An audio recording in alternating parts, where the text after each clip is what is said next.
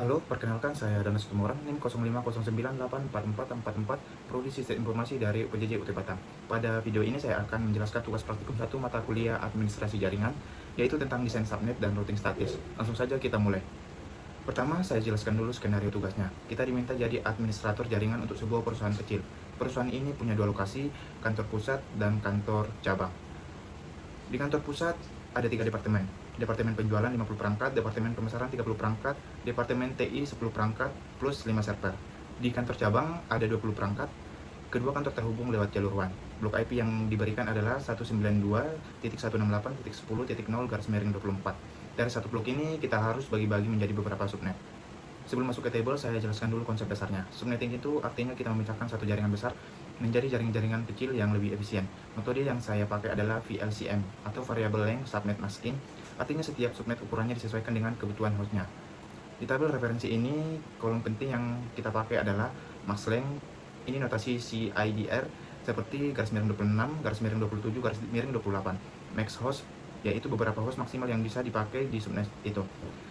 Subnet max, angka desimal yang kita masukkan ke konfigurasi router. Misalnya garis miring 26 artinya max host 62, cocok untuk di departemen besar. Garis miring 27 max host 30 untuk kebutuhan menengah. Garis miring 28 max host 14 untuk departemen kecil. Prinsipnya pilih subnet yang max hostnya paling mendekati kebutuhan, tapi tetap ada sedikit ruang untuk berkembang.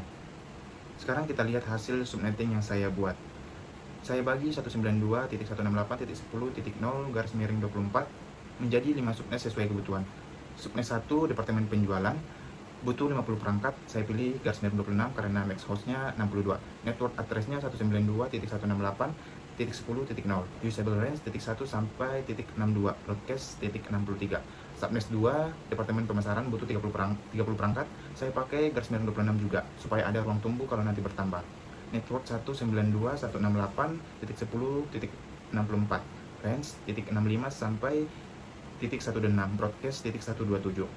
Subnet ketiga departemen TI butuh 10 perangkat, cukup dengan garis miring 27, max host 30, ada cadangan. Network 192.168.10.128, range 129 sampai titik 158, broadcast titik 159. Subnet 4 server hanya 5 server. Saya pakai garis miring 28, max host 14, cukup efisien.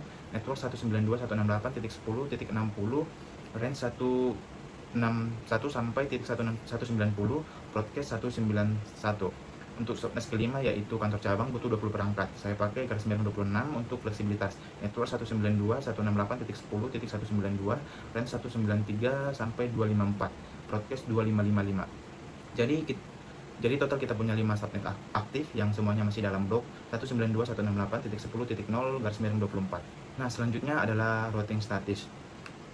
Routing statis itu artinya kita set jalur pengiriman data secara manual di router, tidak otomatis seperti routing dinamis.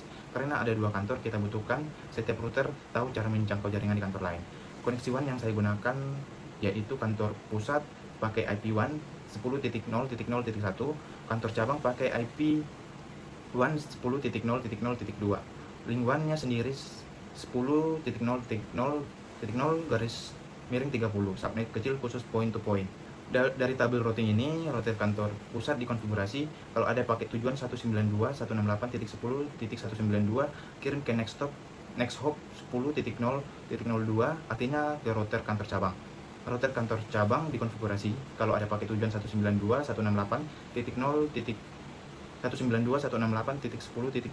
garis miring 24 kirim ke next hop 10.0.0.1 artinya ke router kantor pusat. Dengan begitu semua departemen kedua kantor bisa saling berkomunikasi. Jadi kesimpulannya dari blok IP 192.168.10.0 garis miring 24, saya berhasil membuat subnet menggunakan metode VLCM, masing-masing disesuaikan dengan kebutuhan host tiap departemen dan kantor cabang. Routing statis dikonfigurasi di kedua router agar semua subnet bisa saling terhubung melalui jalur WAN. Demikian penjelasan dari saya, sekian dan terima kasih.